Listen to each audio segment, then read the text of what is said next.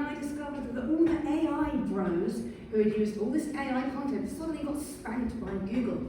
Now, you may have heard of the SEO heist, happened a few months ago.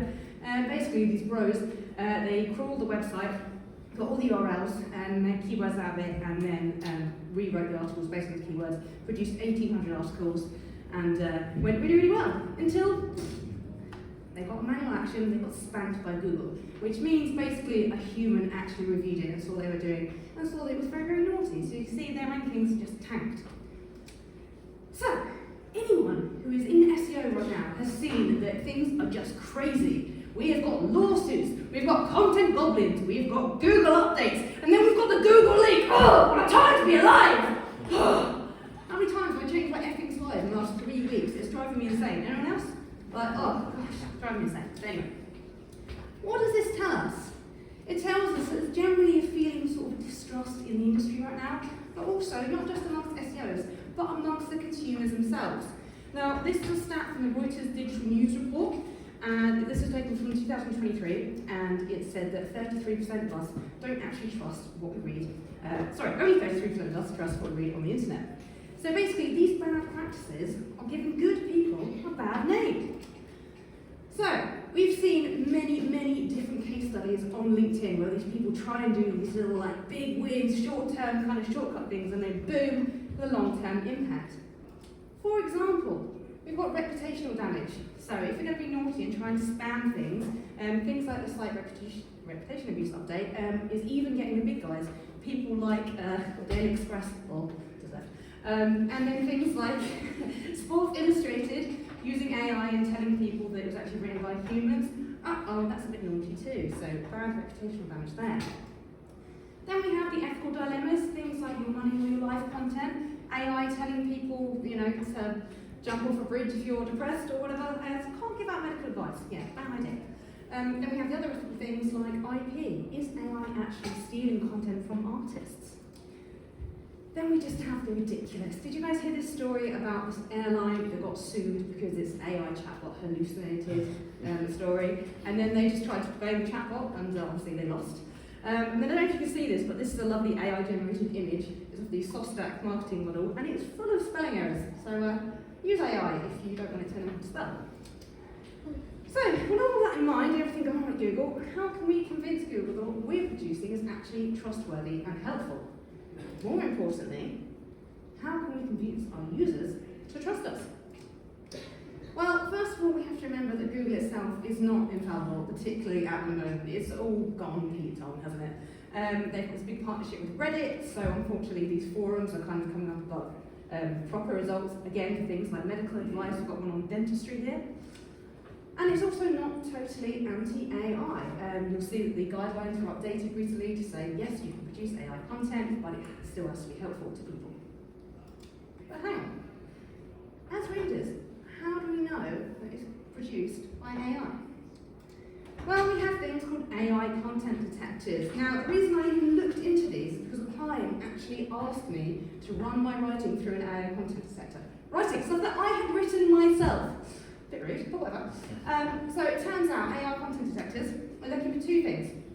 Number one, perplexity, and number two, burstiness, which I just love, but that's just a great word. So perplexity is basically how difficult a sentence is to understand. With humans we make mistakes, we might not write something in the most clear way, maybe the syntax is wrong. And then burstiness is kind of changes in rhythm. So AI might be, the cat sat on the mat, the cat had a hat, in this ever-evolving digital landscape. Yeah. The more kind of rhythmic it is, the more human it is. So with all of this in mind, with Google being a little bit up in the air at the moment, we need to think a little bit more holistically. We need to go beyond the search and think about the brand. And people are talking about that a lot at the moment. Now, why would we go beyond the search? Well, number one, because traditional SEO metrics are changing. Lots of talk about this at Private SEO earlier on this year. Lovely study from Carmen Dominguez here showing that even though you might be position 1 for various results, doesn't actually correlate with clicks.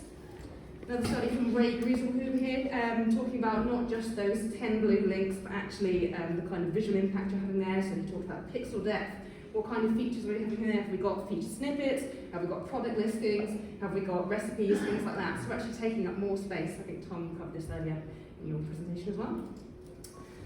So if we want to go beyond the SERPs and invest in brand, how can we do this? Well, if we've got big budgets, obviously we can do things like out-of-home advertising, which might generate a bit of a buzz on social media.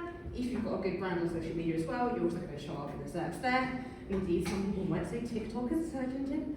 We might have a YouTube channel, establish a bit more of a human connection with people, or indeed, we might even do a bit of public speaking and actually go out and talk to humans. Who'd have thought?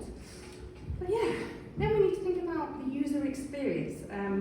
Now this is something from Lydia and Fante talking about how we need to create content actually for those different stages of the funnel. So let's say discovery, why do my feet hurt? Okay, so I'm Googling, I might get an article saying I need running shoes. And then transactions, okay, Nike running shoes for me. So we need to make sure we've got different kinds of articles, different kinds of content to kind of guide people down the funnel, thinking about the UX. We can also help people trust us by going directly to the source, rather than just like going to AI, actually having an interview with someone, something that AI cannot reproduce. So you can use like journalist tools, like SourceBot or Response Source, or actually just interview people, do a podcast, do surveys. Go work. And of course, fact checking. Please don't feel you have to take pictures of this. You can take pictures of me instead. I will share the slides. So slide. Thanks. But these are really, really helpful tools. People like Reuters, Facebook use these to make sure they're not publishing fake news, which is obviously favoured by our friend here.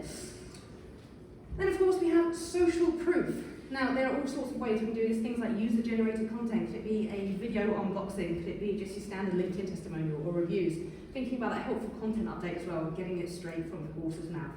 And of course those backlinks from credible sources. Now, I realise I'm giving you a lot of information in a short space of time, but just a word on a couple of Google updates, which will probably just change by next week, but hey ho. Will Google destroy itself? This is a question posed to me by the lovely Tom Capper. Everyone look at him, way, give him a big hand. Oh, look, he loves it. Oh, come on, love. So, yes, we had a little chat on Zoom. Obviously, we've seen things like Google recommending glue on pizza. Broadly speaking, as Tom says, we should generally follow the same advice, you know, that EEAT, making sure we're being helpful, but there will be more of a focus on brand, and this does correlate with organic search results, as revealed in this special leak. Also, we don't need to worry too much, at least in the UK, about SGE, because again, as Tom said at Brighton, it is very expensive to run and still very much in the beta testing stage. So, there is still cause to create relevant content, but if we don't have the resources to do that, then by all means we can just update it. Maybe we can put those trust signals in there, author bio, schema tagging, things like that.